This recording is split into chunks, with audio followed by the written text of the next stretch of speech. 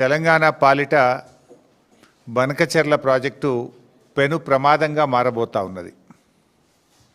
ఇవాళ ఆంధ్రప్రదేశ్ ప్రభుత్వం బనకచెర్లకు ఉన్నటువంటి అడ్డంకులను కేంద్ర బీజేపీ ప్రభుత్వ సహకారంతో నిబంధనలను తుంగలో తొక్కుతూ ఒక్కొక్కటిని అధిగమిస్తూ ముందుకు పోతా ఉంది. కానీ ఈ రాష్ట్ర ప్రభుత్వం, ఈ రాష్ట్రంలో ఉన్న కాంగ్రెస్ ప్రభుత్వం రాష్ట్ర ప్రయోజనాలు కాపాడాల్సింది పోయి, రాష్ట్ర హక్కుల కోసం పోరాటం చేయాల్సింది పోయి, నిమ్మకు నీరెత్తినట్టుగా రేవంత్ రెడ్డి ప్రభుత్వం వ్యవహరిస్తూ ఉంది, పరోక్షంగా సహకరిస్తూ ఉంది.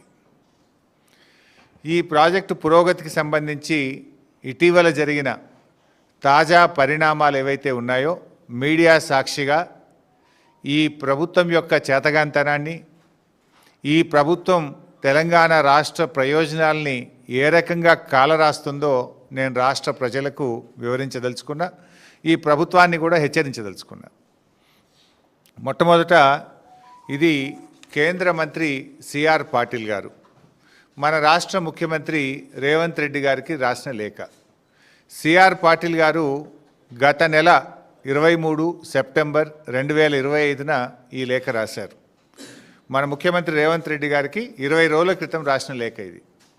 ఈ లేఖలో ఏం రాశారంటే, ద పిఎఫ్ఆర్ అంటే గోదావరి బనకచెర్ల ప్రాజెక్టుకు సంబంధించిన pre feasibility report, the PFR is currently under examination. 1. 2.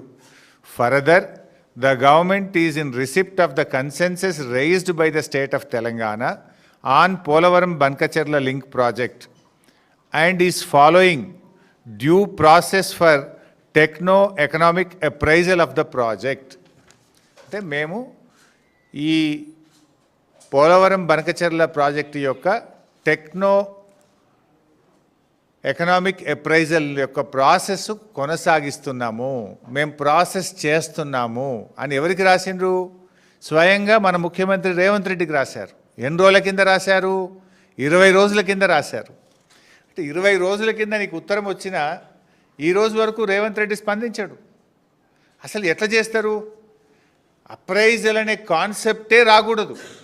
ఎందుకు రాకూడదు అప్రైజల్ అనే concept? It is not qualified to examine. మన దేశంలో వరద జలాల మీద డిపిఆర్ల అప్రైజల్ జరగదు.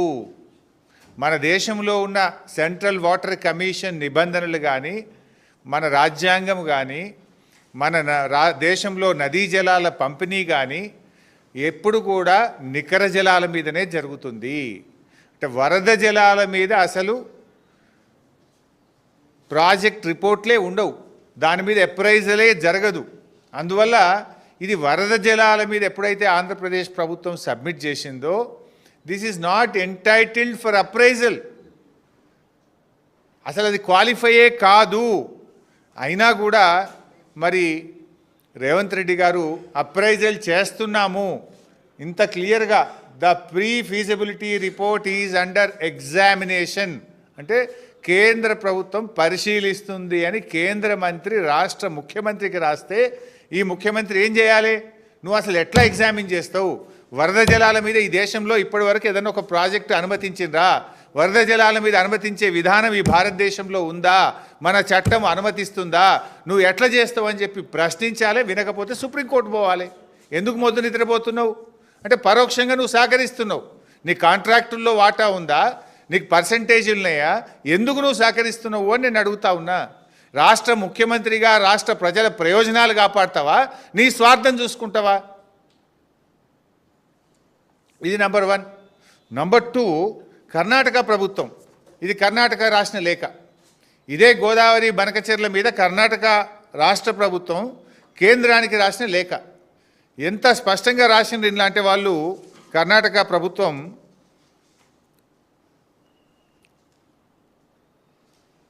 పారా 11 పేజ్ 3